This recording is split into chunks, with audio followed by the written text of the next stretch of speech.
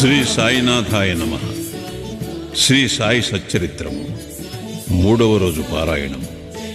శనివారం 16, 17వ అధ్యాయం. బ్రహ్మజ్ఞానమును త్వరగా సంపాదించుట. గత అధ్యాయములో సోల్కర్ తన మొక్కు నెట్లు చెల్లించునో, బాబా దాని నెట్లు ఆమోదించునో చెప్పితిని. ఏ కొంచెమైనను భక్తి ప్రేమలతో నిచ్చిన దానిని ఆమోదించెదననియు, గర్వముతోనూ అహంకారముతోనూ ఇచ్చిన దానిని తిరస్కరించెదననియు బాబా కథలో నిరూపించెను.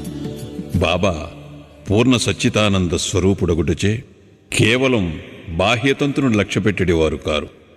ఎవరైనా భక్తి ప్రేమలతో ఏదైనా సమర్పించినచో మిక్కిలి సంతోషముతో ఆత్రముతో దానిని పుచ్చుకొనివారు. నిజముగా సద్గురు సాయి కంటే ఉదార స్వభావులు, దయార్ద్ర హృదయులు లేరు. కోరికలు నెరవేర్చు చింతామణి, కల్పతరువు వారికి సమానము కావు. మనము కోరినదల్లా ఇచ్చు కామధేనువు కూడా బాబాతో సమానము కాదు. ఏలన అవి మనము కోరినవి మాత్రమే ఇచ్చును. కానీ సద్గురువు అచింత్యము, అనుపలభ్యము అయిన ఆత్మసాక్షాత్కారమును ప్రసాదించును. ఒకనాడొక ధనికుడు సాయిబాబా వద్దకు వచ్చి బ్రహ్మజ్ఞానమును ప్రసాదించుమని బతిమాలెను. ఆ కథ ఇచ్చట చెప్పుదును. సకలైశ్వర్యములు అనుభవించుచున్న ధనికుడొకడుండెను. అతడు ఇండ్లను, ధనమును, పొలములను, తోటలను సంపాదించాను. వానికి అనేక మంది సేవకులుండేవారు. బాబా కీర్తి వారి చెవులు పడగానే షిరిడీకి పోయి బాబా పాదములపై పడి బ్రహ్మజ్ఞానమును ప్రసాదించుమని బాబాను వేడుకొనదనని తన స్నేహితునితో చెప్పాను. తనకు వేరేమియూ వలదనియూ, బ్రహ్మజ్ఞానము పొందినచో తనకు మిక్కిలి సంతసము కలుగుననియూ చెప్పాను. ఆ స్నేహితుడిట్లనను, బ్రహ్మజ్ఞానమును సంపాదించుట అంత సులభమైన పని కాదు. ముఖ్యముగా నీ వంటి పేరాశ గలవానికి అది మిగుల దుర్లభము. ధనము, భార్యా బిడ్డలతో తేలి మునుగుచున్న నీ వంటి వానికి బ్రహ్మజ్ఞానము ఎవరిచ్చెదరు? నీవొక పైస అయినా దానము చేయనివాడివే. నీవు బ్రహ్మజ్ఞానమునకే వెదుగునప్పుడు నీ కోరిక నెరవేర్చువారెవరు? తన స్నేహితుని సలహాను లక్ష్యపెట్టక రాను పోను టాంగాను బాడుకకు కట్టించుకొని అతడు షిరిడీకి వచ్చాను. మసీదుకు పోయి బాబాను చూచి వారి పాదములకు సాష్టాంగ నమస్కారము చేసి ఇట్లనెను, బాబా, ఇక్కడికి వచ్చిన వారికి ఆలస్యము చేయక బ్రహ్మమ్మను చూపెదరని విని నేనింత దూరము వచ్చితిని. ప్రయాణము చేయ నేను మిక్కిలి బడలితిని. మీరు బ్రహ్మజ్ఞానమును ప్రసాదించినచో నేను పడిన శ్రమకు ఫలితము లభించును. దానికి బాబా ఇట్లు బదులు చెప్పాను, నా ప్రియమైన స్నేహితుడా, ఆతురపడవద్దు. త్వరలో ఇప్పుడే నీకు బ్రహ్మమును చూపెదను. నాది నగర బేరమే కాని అరువు బేరము కాదు. అనేక మంది నా వద్దకు వచ్చి ధనము, ఆరోగ్యము, పలుకుబడి, గౌరవము, ఉద్యోగము, రోగ నివారణము మొదలగు ప్రాపంచిక విషయములనే అడుగుదురు. నా వద్దకు వచ్చి బ్రహ్మజ్ఞానము ఇవ్వమని అడుగువారు చాలా తక్కువ. ప్రపంచ విషయములు కావాలనని అడుగువారికి లోటు లేనే లేదు. పారమార్థిక విషయమై యోచించువారు మిక్కిలి అరుదు. కావున నీ వంటి వారు వచ్చి బ్రహ్మజ్ఞానము కావాలనని అడుగు సమయము శుభమైనది, శ్రేయోదాయకమైనది. కనుక సంతసముతో నీకు బ్రహ్మమును, దానికి సంబంధించిన వానినన్నిటినీ చూపెదను. ఇట్లని బాబా వానికి బ్రహ్మమును చూపుట మొదలెడెను. వానినక్కడ కూర్చుండమని ఏదో సంభాషణలోకి దించెను. అప్పటికాతడు తన ప్రశ్న తానే మరుచున్నట్లు చేశాను. ఒక బాలుని పిలిచి నందు మార్వాడి వద్దకు పోయి 5 రూపాయలు చేబదులు తెమ్మనను. కుర్రవాడి పోయి వెంటనే తిరిగి వచ్చి నందు ఇంటి వద్ద లేడనియు, వాని ఇంటి వాకిలికి తాళము వేసి ఉన్నదనియూ చెప్పాను. కిరాణా దుకాణదారు బాలా వద్దకు పోయి అప్పు తెమ్మని బాబా అనెను. ఈసారి కూడా కుర్రవాడు వట్టి చేతులతో తిరిగి వచ్చాను. ఇంతకిద్దరు ముగ్గురి వద్దకు పోగా ఫలితము లేకపోయాను. సాయిబాబా సాక్షాత్ పరబ్రహ్మవతారమే అని మనకి తెలియను. అయినచో 5 రూపాయలు అప్పు చేయవలసిన అవసరమేమి? వారికి అంత చిన్న మొత్తముతో ఏమి పని అని ఎవరైనా అడగవచ్చును. వారికి ఆ డబ్బు అవసరమే లేదు. నందు మరియు బాలా ఇంటి వద్ద లేరని వారికి తెలిసే ఉండును. ఇది ఎంతయు బ్రహ్మజ్ఞానము కోరి వచ్చిన వారి కొరకై జరిపించి యుందురు. ఆ పెద్ద మనిషి వద్ద నోటులు కట్టయుండెను. అతనికి నిజముగా బాబా వద్ద నుంచి బ్రహ్మజ్ఞానము కావలసి ఉన్నచో బాబా అంత ప్రయాసపడుచున్నప్పుడు అతడు ఊరకే కూర్చుండడు. బాబా ఆ పైకమును తిరిగి ఇచ్చివేయనని కూడా వానికి తెలియను. అంత చిన్న మొత్తమైనప్పటికీ వాడు తెగించి ఇవ్వలేకపోయాను. అట్టి వానికి బాబా వద్ద నుంచి బ్రహ్మజ్ఞానము కావలెనట. నిజముగా బాబాయందు భక్తి ప్రేమలు కలవాడెవడైనను వెంటనే 5 రూపాయలు తీసి ఇచ్చియుండునే కాని ప్రేక్షకుని వలె ఊరికే చూచుచూ కూర్చునియుండడు. ఈ పెద్ద మనిషి వైఖరి శుద్ధ విరుద్ధముగా నుండెను. వాడు డబ్బు ఇవ్వలేదు సరికదా, బాబాను త్వరగా బ్రహ్మజ్ఞానం ఇవ్వమని తొందర పెట్టుచుండెను. అప్పుడు బాబా ఇట్లనేను: ఓ మిత్రుడా, నేను నడుపుతున్న దానినంతటినీ గ్రహించలేకుంటివా ఏమి? ఇచ్చట కూర్చుండి నీవు బ్రహ్మమును చూచుటకై ఇదంతయు జరుపుచున్నాను.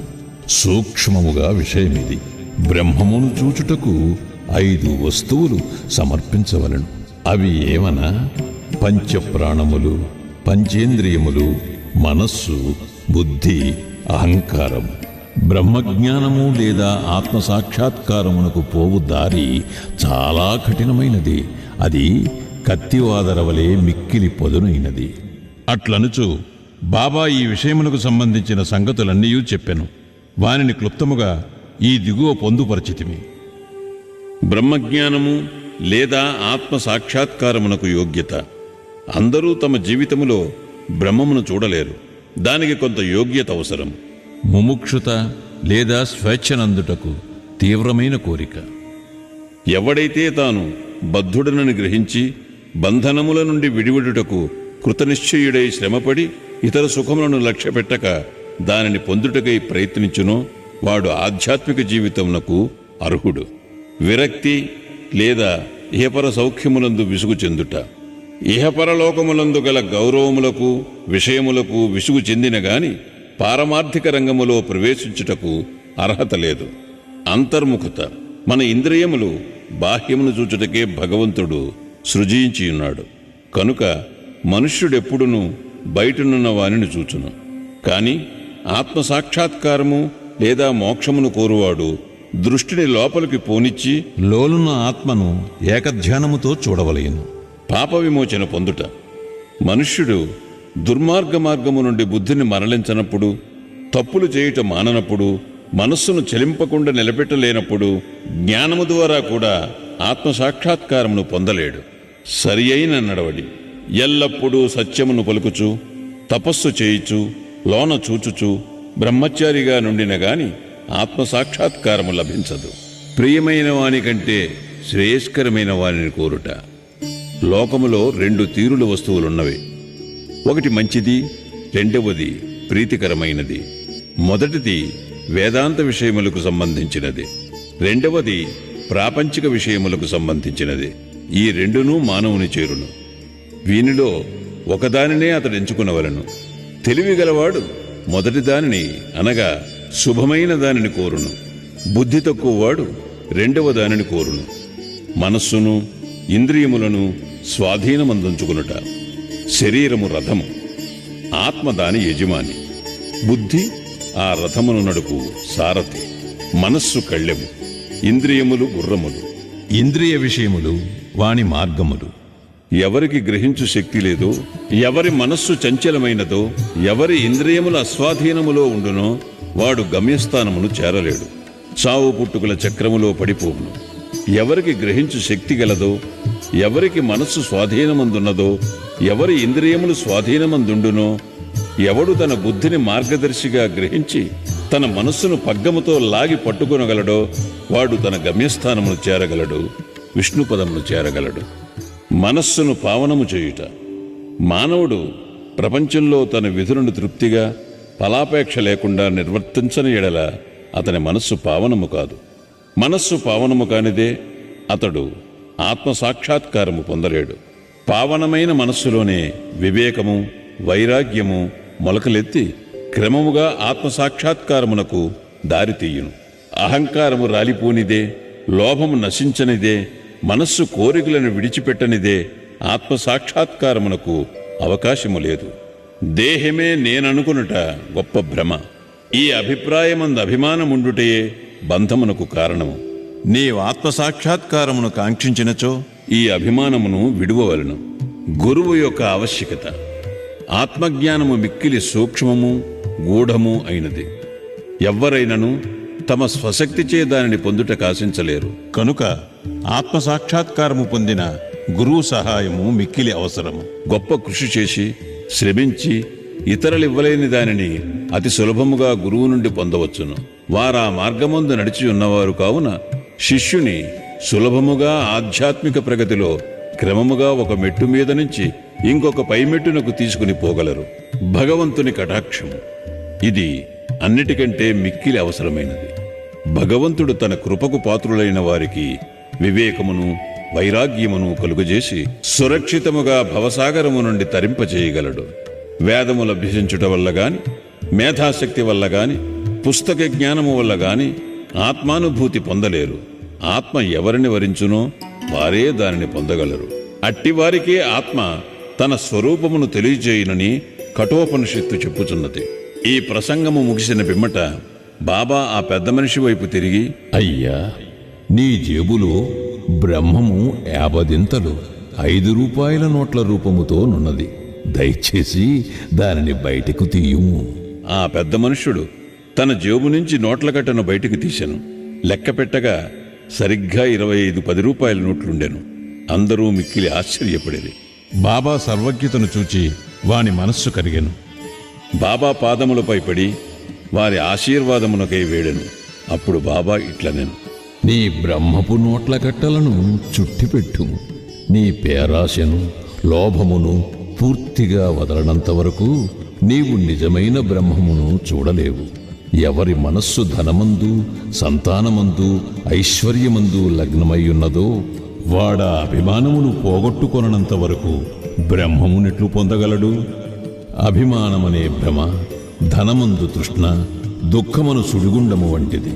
అది అసూయ అహంభావమును మొసళ్లతో నిండియున్నది. ఎవడు కోరికలు లేనివాడో వాడు మాత్రమే ఈ సుడిగుండమును దాటగలడు. పేరాశయు బ్రహ్మజ్ఞానమును ఉత్తర దక్షిణ ధ్రువములు వంటివి. అవి శాశ్వతముగా ఒకటికొకటి బద్ధ వైరము గలవి. ఎక్కడ పేరాశ గలదో అక్కడ బ్రహ్మము గూర్చి ఆలోచించుటకు గాని దాని ధ్యానమునకు గాని తావులేదు. అట్లయినచో పేరాశ గలవాడు విరక్తిని మోక్షమును ఎట్లు సంపాదించగలడు? లోభికి శాంతి గాని సంతుష్టి కాని దృఢ నిశ్చయము గాని ఉండవు. మనస్సునందు ఏమాత్రము పేరాశయున్నను సాధనలన్నీయూ నిష్ప్రయోజనములు. ఎవడు ఫలాపేక్ష రహితుడు కాడు, ఎవడు ఫలాపేక్ష కాంక్షను విడువడు, ఎవనికి వాని యందు విరక్తి లేదో అట్టివాడు గొప్ప చదువరి అయినప్పటికీ వాని జ్ఞానమెందుకు పనికిరానిది. ఆత్మసాక్షాత్కారము పొందుటకు ఇది వానికి సహాయపడదు. ఎవరు అహంకార పూరితులో, ఎవరింద్రియ విషయముల గూర్చి ఎల్లప్పుడూ చింతించెదరో వారికి గురుబోధలు నిష్ప్రయోజనములు. మనస్సును పవిత్రమనర్చుట తప్పనిసరి అవసరం. అది లేనిచో మన ఆధ్యాత్మిక ప్రయత్నములన్నీ ఆడంబరము డాంబికము కొరకు చేసినట్లగును. కావున దేనిని జీర్ణించుకొనగలడో, దేనిని శరీరమునకు పట్టించుకొనగలడో దానినే వాడు తీసుకొనవలెను. నా ఖజానా నిండుగా ఉన్నది. ఎవరికి ఏది కావలసినా దానిని వారికి ఇవ్వగలను. కాని వానికి పుచ్చుకుని యోగ్యత గలదా లేదా అని నేను మొదట పరీక్షించవలెను. నేను చెప్పిన దానిని జాగ్రత్తగా విన్నచో నీవు తప్పక మేలు పొందెదవు. ఈ మసీదులో కూర్చుని నేను ఎప్పుడూ అసత్యములు పలుకను. ఒక అతిథిని ఇంటికి పిలిచినప్పుడు ఇంటిలోని వారు, అక్కడున్నవారు, స్నేహితులు, బంధువులు కూడా అతిథితో పాటు విందులో పాల్గొందురు. కావున అప్పుడు మసీదులో ఉన్నవారందరూ బాబా ఆ పెద్ద మనుషునకు చేసిన ఈ ఆధ్యాత్మిక విందులో పాల్గొనిరి. బాబా ఆశీర్వాదములను పొందిన పిమ్మట అచ్చట ఉన్నవారందరూ ఆ పెద్ద మనిషితో సహా మిక్కిలి సంతోషముతో సంతుష్టి చెందిన వారే వెళ్ళిపోయారు. బాబా వారి వైశిష్టం. అనేక మంది సన్యాసులు ఇండ్లు విడిచి అడవులలోని గుహలలోనూ ఆశ్రమములలోనూ ఒంటరిగా నుండి జన్మరాహిత్యమును గాని మోక్షమును గాని సంపాదించుటకు ప్రయత్నించెదరు. వారితరుల గూర్చి ఆలోచించక ఆత్మానుసంధానమందే మునిగి యుందురు. సాయిబాబా అట్టివారు కారు. బాబాకు ఇల్లు గాని భార్య గాని సంతానము గాని బంధువులు గాని లేరు. అయినప్పటికీ వారు సమాజములోనే ఉండేవారు. బాబా 4-5 నుండి భిక్ష చేసి ఎల్లప్పుడూ వేప చెట్టు కిందనే కూర్చునిడేవారు. లౌకిక విషయములందు మగ్నులైన జనులకు ఈ ప్రపంచములో నెట్లు ప్రవర్తించవలెనో బోధించుడివారు. ఆత్మ సాక్షాత్కారము పొందిన పిమ్మట కూడా ప్రజల క్షేమమునకై పాటుపడు సాధువులు, యోగులు మిక్కిలి అరుదు. అట్టివారిలో శ్రీ సాయిబాబా ప్రథమగణ్యుడు. కనుక హేమండ్ పంత్ ఇట్లు చెప్పాను: ఏ దేశమునందు సాయిబాబా అను ఈ అపూర్వము అమూల్యము అయిన పవిత్ర రత్నము పుట్టినదో ఆ దేశము ధన్యము. ఏ కుటుంబములో వీరు పుట్టిరో అదియూ ధన్యము. ఏ తల్లిదండ్రులకు వీరు పుట్టిరో వారు ధన్యులు. 16-17 అధ్యాయములు సంపూర్ణము. సద్గురు శ్రీ సాయినాథార్పణమస్తు. శుభం భవతు.